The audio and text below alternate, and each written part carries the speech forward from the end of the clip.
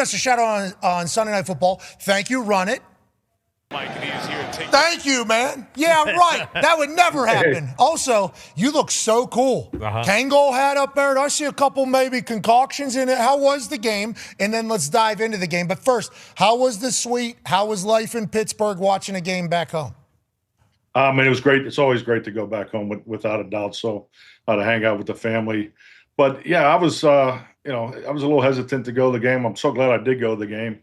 The atmosphere was incredible. I mean, I just, love that stadium through and through, and the crowd on both sides. I mean, it was spectacular. I mean, especially in the first half, and, the Packers, I thought, played extremely well in the second half. But, my son Jack, we went back with me, and then I had my nephew and my two sisters there. So it was great. The hospitality was awesome, and I'm really glad I went back. It was, good to see Aaron playing the black and gold, and just a lot of great conversation around certain people coming to, say hello in the box. So it was a great night. Hey, I heard your post up in a corner, pinky ring, Kangol on. Everybody's coming through saying, thanks for coming back to town. That's what I heard they were saying. I heard that's how it was going. Well earned, brother. Well earned over there in Pittsburgh. And obviously that evening showcased the worst uniforms maybe in the history of ball, those yellow ass cheeks that they had on the Pittsburgh Steelers.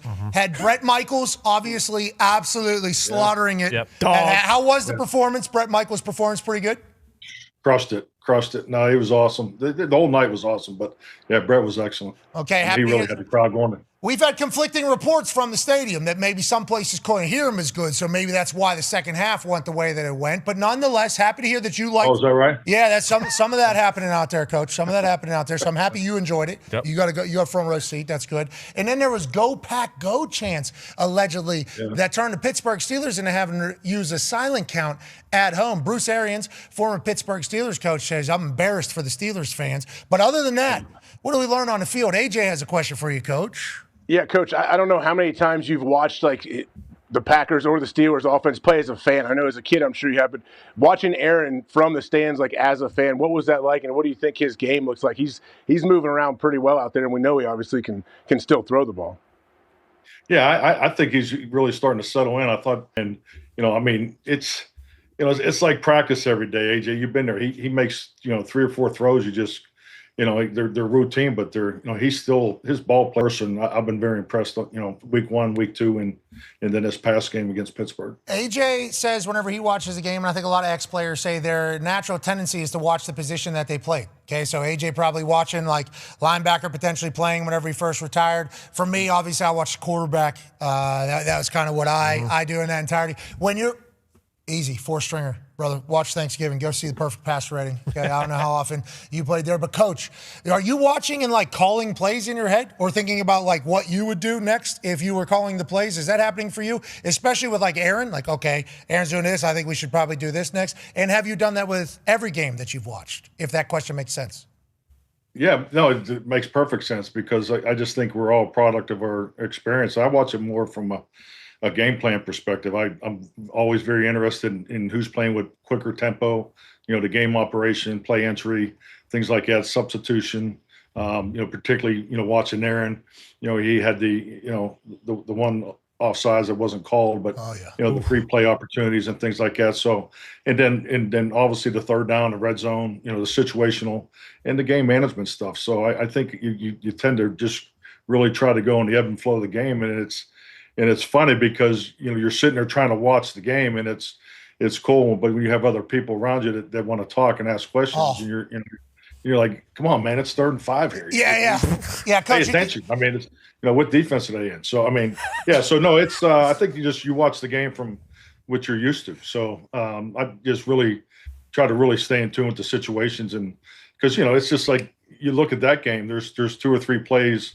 for Pittsburgh that go the other way, then, maybe it's a tighter ball game in the second half. So, and just, because, the ebb and flow of the game is so critical to the success in our league. And I think it's just the parity has been so evident that games are that competitive, and, the big plays just can swing in that momentum, so far to the left, and that sometimes you can't get it back. Watching in public is certainly difficult, with people around it. I don't want to say I'm some super football expert, but Jesus, when you watch a game in public and you hear some things that people are saying, it's this got to be dumb. Has this person ever Have you ever watched the sport before? It is hard, isn't it, Coach? It is. I couldn't even imagine for you. I could not even imagine for you. But it is. It's great how much people love it, though. You know, which is part of it all. You know, part of it all. You talked about the second half there for the Green Bay Packers. Connor has a question for you. Yeah, Coach. The second half numbers are coming out with the Steelers, and it's pretty bad. Hembo sent some stuff, just basically saying, yeah, here it is. The Mike Tomlin Steelers allowed fewer points per game in 2008, 2011, and 2010 than they're allowing in the second half alone this season. And, you know, Tony's talked about this a lot. It's not as big of a deal if there wasn't so much money on the defensive side. And what I want to ask you about is this clip from Footballin' with Big Ben and Spank. The Pittsburgh Steelers, when I was there, and for as long as I can remember, were the best in the world, or one of the best in the world, at making halftime adjustments. As players, we were proud of the coaches at halftime. Great coaches that were able to make halftime adjustments. We didn't play well in the first half. They were going to make adjustments, and we were going to go on the second half. And as long as we executed and did what we were supposed to do, the adjustments made at halftime were going to give us an opportunity to win. As I'm watching these games, it doesn't feel like the adjustments are being made. Again, I'm not in the locker room. Maybe they are and the players aren't. I don't know. This is just my opinion. Now, is that coaching? Is it players? Is it adjustments? Is it lack of adjustments? I don't know. But it just feels like the second half of ball games, we stink. I'm just asking a question. Are we making the proper adjuststants? Yeah, so, Coach, obviously even Big Ben is kind of questioning. And we love Ben. Yeah, that footballing show is electric. He came in the suite, too. Awesome guy. And I'm a Patriots fan. I don't even give a shit about the Steelers. But when you're looking at something like that or hearing something like that, and then Tony just let me know 47% of the points they've given up have come in the fourth quarter. What the hell's going on? Because it feels like there has been, especially the past few years, where there's been issues with the offense or defense, and the halftime adjustments have been called into question. And obviously they let go of Matt Canada midseason, which was very kind of not the Steeler way, if you will. Sure, I think number one, it was. I would say second half adjustments. I've never been general manager.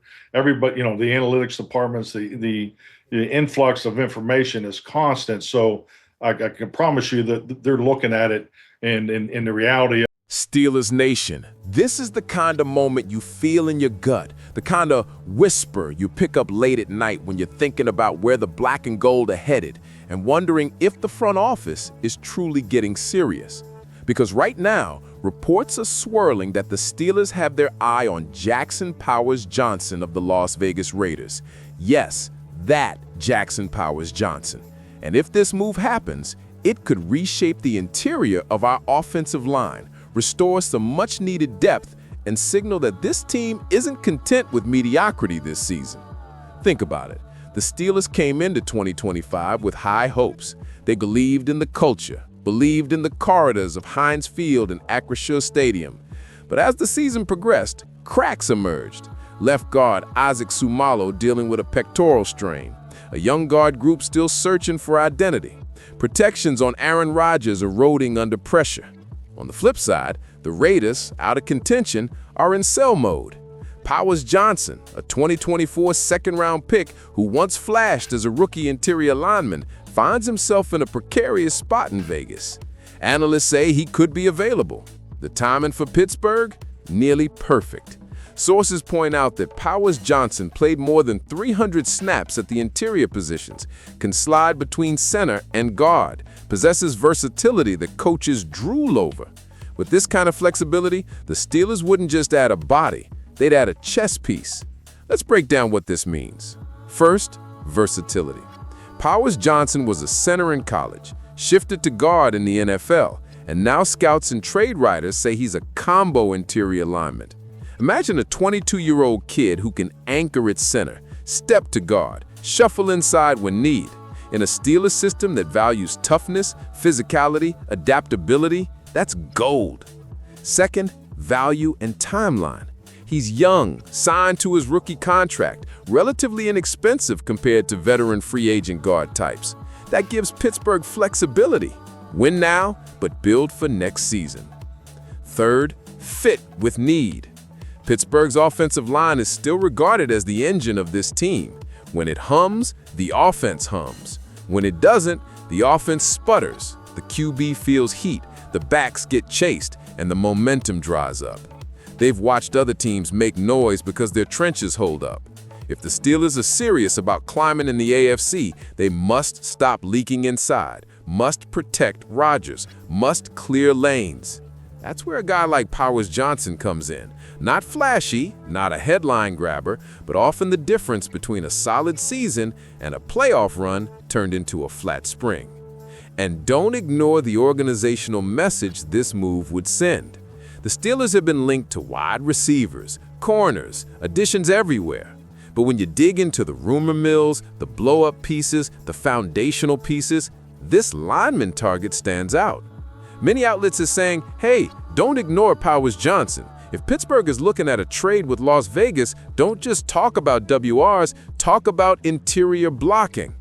That tells me the front office is thinking beyond the splash. They're thinking smart. Yes, there are risks. Powers Johnson's stock has taken a hit in Vegas. Reports say he's been benched, struggled with pass blocking grades. Some grades rank his pass protection near the bottom among guards. But here's the flip. Earlier in his rookie year and in college, he earned high marks. He had the Remington Trophy in college. He's still young. A change of scenery, a new coaching staff, new environment, that's a recipe for transformation. And the Steelers have offered the right conditions: stable scheme, veteran leadership, and offensive line first culture. Picture this: Powers Johnson in black and gold, next to Zach Frazier at center, Mason McCormick at guard, sliding in the mix, adding depth, maybe even rotating in games to keep guys fresh, maybe stepping in if Sumalo gets hurt again. You've just shored up one of the most crucial spots in football. And the ripple effect?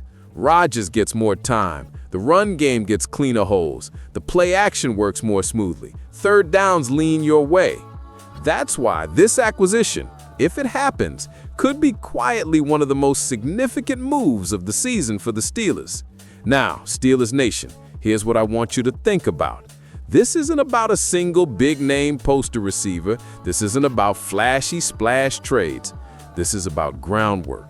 This is about building from the inside out. Football is won in the trenches, you know that. If you believe in Rodgers, you believe in the offense. You must believe in the linemen who make everything else possible. And this target says the Steelers believe that too.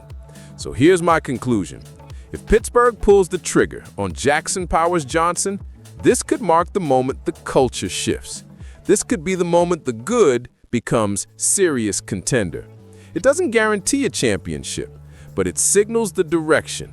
No longer content with being competitive, now we're trying to dominate. It says to fans, we're listening, we're acting, we're building. Now I turn it over to you. Do you believe Jackson Powers Johnson would be suiting up as a Steeler and making an immediate impact? Do you think this kind of move is what the Steelers need right now? Smart, foundational, or are you wishing for bigger, splashier names? Hit that like button if you're excited. Smash subscribe so you don't miss any trade updates, roster moves, and inside analysis here on Steelers Nation Wire. Drop your thoughts in the comments. This is your team, your voice, your future. Let's ride.